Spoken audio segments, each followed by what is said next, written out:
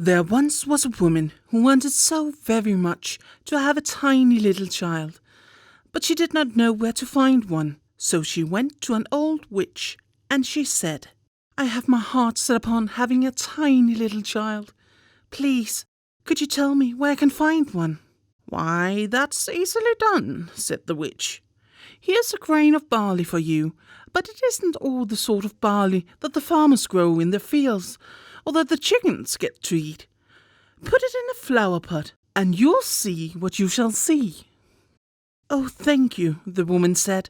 She gave the witch 12 pennies and planted the barley seed as soon as she got home. It quickly grew into a large fine flower, which looked very much like a tulip, but the petals were folded tight as though they were still a bud. "This is such a pretty flower," the woman said. She kissed its lovely red and yellow petals, and just as she kissed it, the flower gave a loud pop and flew open. It was a tulip, right enough, but on the green cushion, in the middle of it, lay a tiny girl. She was dainty and fair to see, but she was no taller than your thumb, so she was called Thumbalina. A nicely polished walnut shell served as a cradle. Her mattress was made of blue petals of violets, and a rose petal was pulled up to cover her. That was how she slept at night. In the daytime, she played on the table where the woman put a plate surrounded with a wreath of flowers. Their stems lay in the water, on which there floated a large tulip petal. Thumbelina used the petal as a boat, and with a pair of white horse hairs for oars, she could row clear across the plate, a charming sight. She could sing too. Her voice was the softest and sweetest that anyone ever has heard. One night, as she lay in her cradle, a horrible toad hopped in through the window. One of the panes was broken. This big, ugly, slimy toad jumped right down on the table where Thumbelina was asleep under the red rose petal. "Here's a perfect wife for my son," the toad exclaimed. She seized upon the walnut shell in which Thumbelina lay asleep and hopped off with it out the window and into the garden. A big, broad stream ran through it, with a muddy marsh along its banks. And here the toad lived with her son. Ugh! He was just like his mother, slimy and horrible. "Quacks, quacks, biggicks," was all he could say when he saw the graceful little girl in the walnut shell. "Don't speak so loud or you'll wake her up," the old toad told him.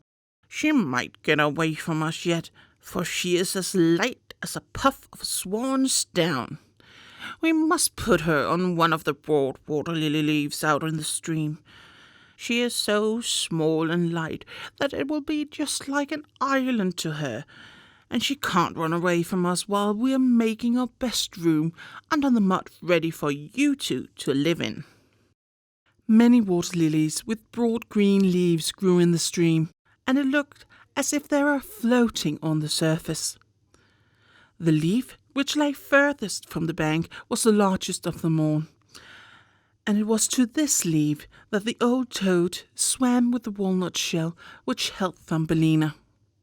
The poor little thing woke up early next morning, and when she saw where she was, she began to cry bitterly.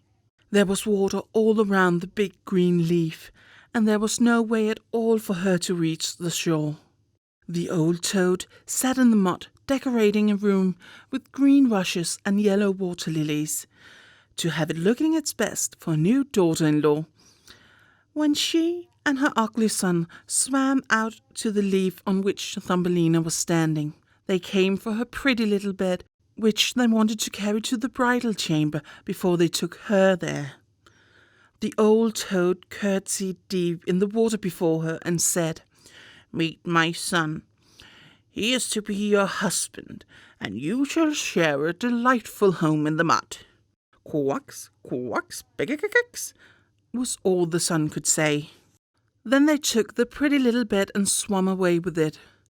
Left all alone on the green leaf, Thumbelina sat down and cried. She did not want to live in the slimy toad's house, and she didn't want to have the toad's horrible son for her husband. The little fishies who swam in the water beneath her had seen the toad and heard what she had said, so up popped their heads to have a look at the little girl. No sooner had they seen her than they felt very sorry that anyone so pretty should have to go down and live with that hideous toad. No, that should never be. They gathered around the green stem which held the leaf where she was, and gnawed it in two with their teeth.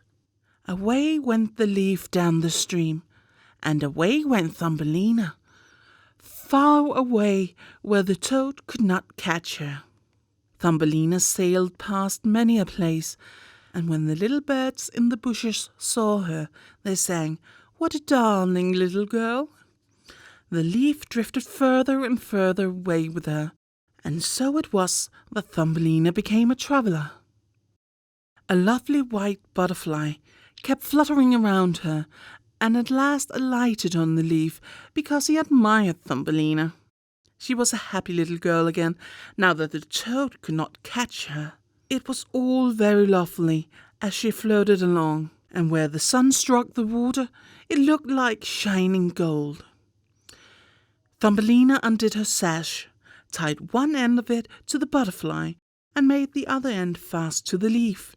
It went much faster now, and Thumbelina went much faster too, for of course she was standing on it. Just then a big Maybug flew by and caught sight of her. Immediately he fastened his claws around her slender waist and flew with her up into a tree. Away went the green leaf down the stream, and away went the butterfly with it, for he was tied to the leaf and could not get loose. My goodness, how frightened little Thumbelina was when the Maybug carried her up in the tree. But she was even more sorry for the nice white butterfly she had fastened to the leaf, because if he couldn't free himself, he would have to starve to death. But the Maybug wasn't the one to care about that. He sat her down on the largest green leaf of the tree, fed her honey from the flowers, and told her how pretty she was, considering that she didn't look the least like a Maybug. After a while, all the other Maybugs who lived in the tree came to pay them a call. As they stared at Thumbelina, the lady Maybugs threw up their feathers and said, "Why, she has only 2 legs. What a miserable sight. She hasn't any feelers," one cried. "She is pinched in the waist. How shameful. She looks like a human being. How ugly she is," said all of the female Maybugs. Yet Thumbelina was as pretty as ever. Even the Maybug who had flown away with her knew that. But as every last one of them kept calling her ugly, he at length came to agree with them and would have nothing to do with her. She could go wherever she chose. They flew down out of the tree with her and left her on a daisy, where she sat and cried because she was so ugly that the Maybugs wouldn't have anything to do with her. Nevertheless, she was the loveliest little girl you can imagine, and as frail, as fine as a petal of a rose. All summer long, poor Thumbelina lived all alone in the woods. She wove herself a hammock of grass and hung it under a big burdock leaf to keep off the rain. She took honey from the flowers for food and drank the dew which she found on the leaves every morning. In this way the summer and fall went by. Then came the winter, the long, cold winter. All the birds who had sung so sweetly for her flew away. The trees and the flowers withered. The big burdock leaf under which she had lived shriveled up until nothing was left of it but a dry yellow stalk. She was terribly cold, for her clothes had worn threadbare, and she herself was so slender and frail. Poor Thumbelina, she would freeze to death, and every time a snowflake struck her, it was as if she had been hit by a whole shovelful. For we are quite tall, while she measured only an inch. She wrapped a withered leaf about her, but there was no warmth in it. She shivered with cold. Near the edge of the woods, where she now had arrived, was a large grain field, but the grain had been harvested long ago. Only the dry bare stubble stuck out of the frozen ground. It was just as if she was lost in a vast forest, and oh, how she shivered with cold. Then she came to the door of a field mouse, who had a little hole amidst the stubble. There the mouse lived, warm and cosy, with a whole storeroom of grain and a magnificent kitchen and pantry. Poor Thumbalina stood at the door, just like a beggar child, and pled for a little bit of barley, because she hadn't had anything to eat for 2 days past. "Why, you poor little thing," said the field mouse, who turned out to be a kind-hearted old creature. "You must come into my warm room and share my dinner." She took such a fancy to Thumbalina that she said, "If you care to, you may stay with me all winter, but you must keep my room tidy and tell me stories, for I am very fond of them." Thumbelina did as the kind old field mouse asked, and she had a very good time of it. "Soon we shall have a visitor," the field mouse said. "Once every week my neighbor comes to see me, and he's even better off than I am.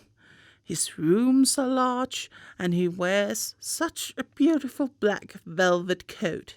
If you could only get him for a husband, you would be well taken care of. But he can't see anything. You must tell him the very best stories you know." Thumbelina did not like this suggestion. She would not even consider the neighbor, because he was a mole. He paid them a visit in his black velvet coat.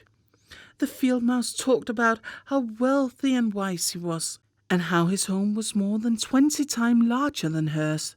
But for all of his knowledge, he cared nothing at all for the sun and the flowers. He had nothing good to say about them, and had never laid eyes on them. As Thumbelina had to sing for him, she sang, May buck, fly away home," and the monk goes afield. The mole fell in love with her sweet voice, but he didn't say anything about it yet, for he was a most discreet fellow. He had just dug a long tunnel through the ground from his house to theirs, and the field mouse and Thumbelina were invited to use it whenever they pleased, though he warned them not to be alarmed by the dead bird which lay in the passage. It was a complete bird, with feather and beak. It must have died recently, when winter set in, and it was buried right in the middle of the tunnel. The mole took in his mouth a torch of decayed wood. In the darkness it glimmered like fire, and he went ahead of them to light the way through the long dark passage. When they came to where the dead bird lay, the mole put his broad nose to the ceiling and made a large hole, through which daylight could fall. In the middle of the floor lay a dead swallow, with his lovely wings folded at his sides, and his head tucked under his feathers. The poor bird must suddenly have died of the cold. Thumbelina felt so sorry for him. She loved all the little birds who had sung and sweetly twittered to her all through the summer. But the mole gave the body a kick with his short stumps and said, "Now he won't be chirping any more. What a wretched thing it is to be born a little bird. Thank goodness, none of my children can be a bird who has nothing but his chirp chirp and must starve to death when winter comes along."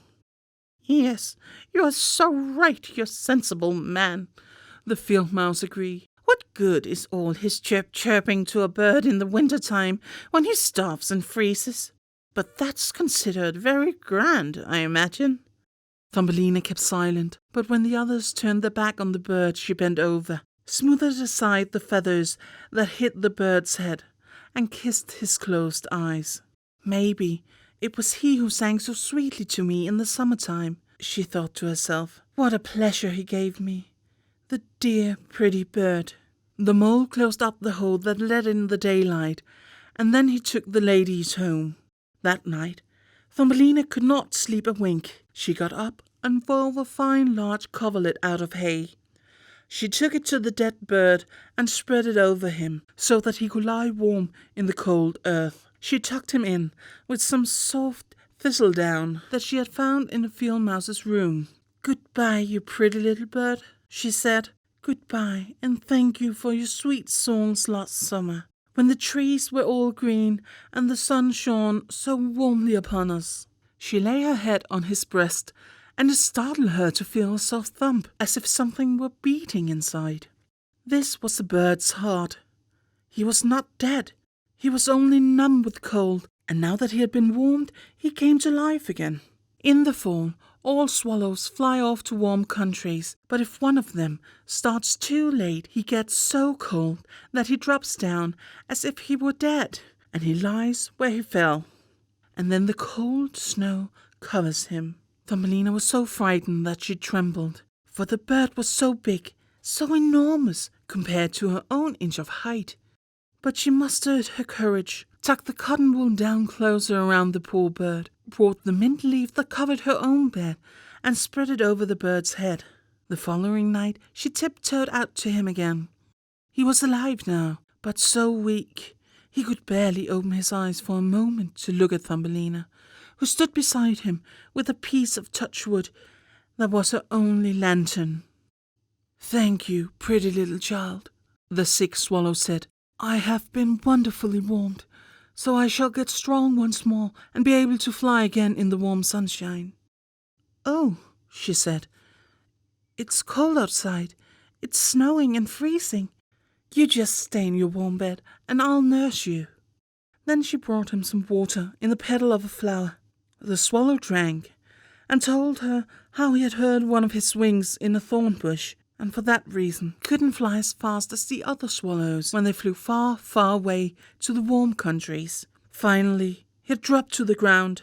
That was all he remembered, and he had no idea how he came to where she found him. The swallow stayed there all through the winter, and Thumbelina was kind to him and tended him with loving care. She didn't say anything about it to the field mouse or to the mole, because they did not like the poor unfortunate swallow. As soon as spring came and the sun warmed the earth, the swallow told Thumbelina it was time to say goodbye.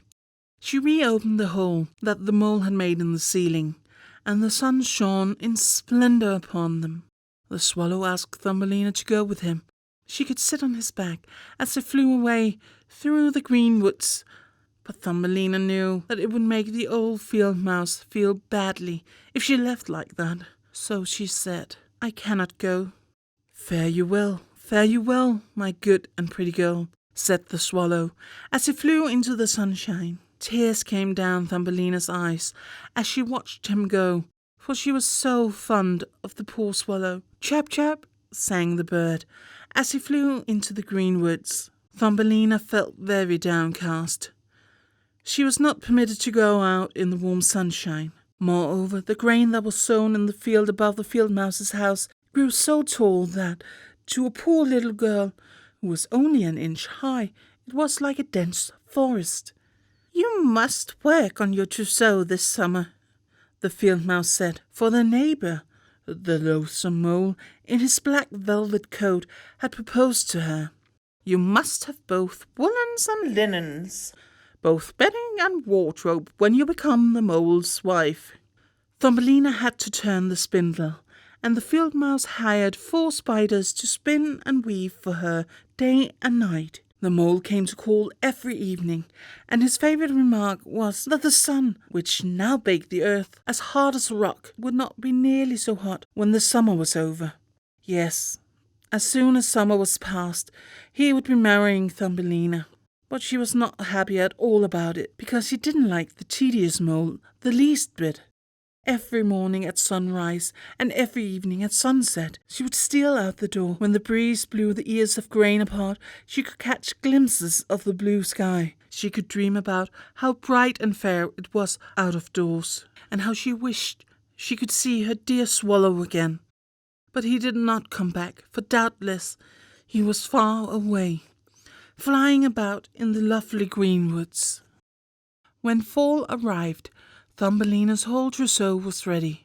"Your wedding day is 4 weeks off," the field mouse told her. But Thumbelina cried and declared that she would not have the tedious mole for a husband. "Fiddlesticks," said the field mouse. "Don't you be obstinate, or I'll bite you with my white teeth."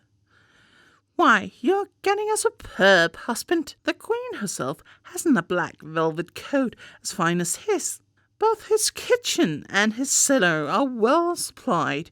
You ought to thank goodness you're getting him." Then came the wedding day. The mole had come to take Thumbalina home with him, where she would have to live deep underground and never go out in the warm sunshine again, because he disliked it so. The poor little girl felt very sad that she had to say goodbye to the glorious sun which the field mouse had at least let her look out at through the doorway.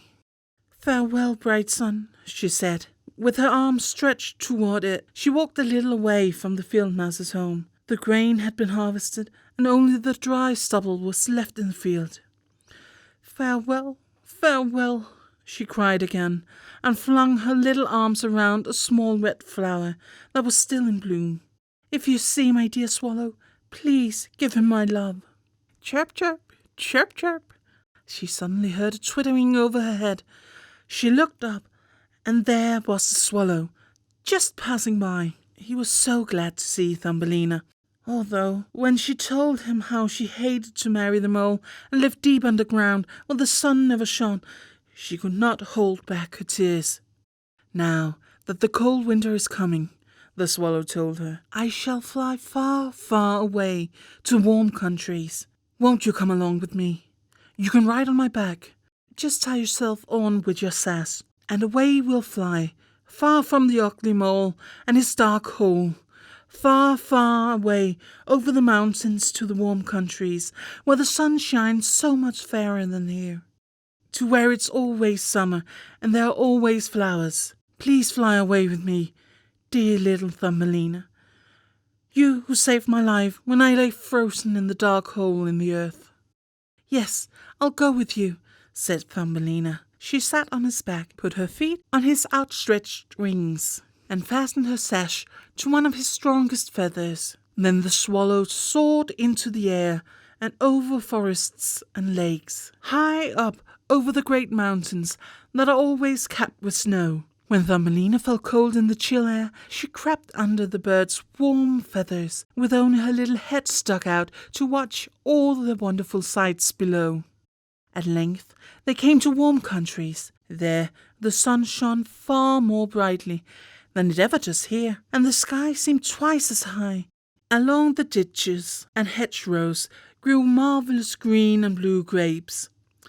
Lemons and oranges hung in the woods. The air smelled sweetly of myrtle and thyme. By the wayside the loveliest children ran hither and thither, playing with their brightly coloured butterflies. But the swallow flew on still farther, and it became more and more beautiful. Under magnificent green trees, on the shore of a blue lake, there stood an ancient palace of dazzling white marble. The lovely pillars were wreathed with vines, and at the top of them many swallows had made their nests.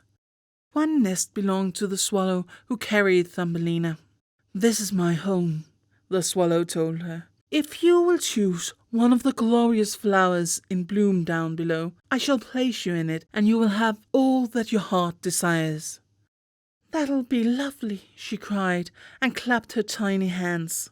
A great white marble pillar had fallen to the ground, where it lay in 3 broken pieces. Between these pieces grew the loveliest large white flowers.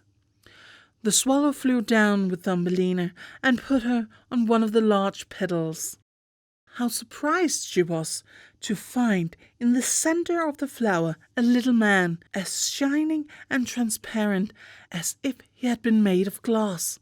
On his head was the daintiest of all gold crowns. On his shoulders were the brightest shining wings, and he was not bigger than Thumbelina.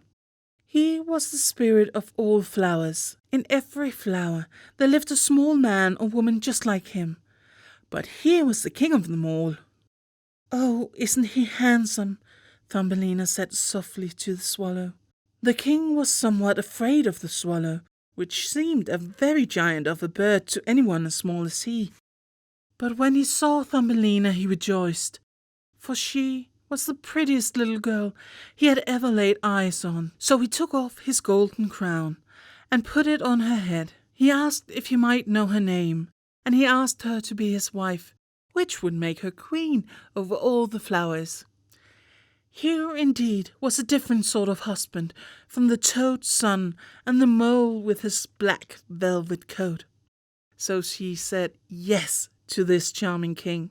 From all the flowers trooped little ladies and gentlemen, delightful to behold. Every one of them brought Thumbalina a present, but the best gift of all was a pair of wings that had belonged to a large silver fly. When these were made fast to her back, she too could flit from flower to flower. Everyone rejoiced as the swallow perched above them in his nest and sang his very best song for them. He was sad, though, deep down in his heart, for he liked Thumbalina so much that he wanted never to part with her. "You shall no longer be called Thumbalina," the flower spirit told her. "That name is too ugly for anyone as pretty as you are. We shall call you Maya."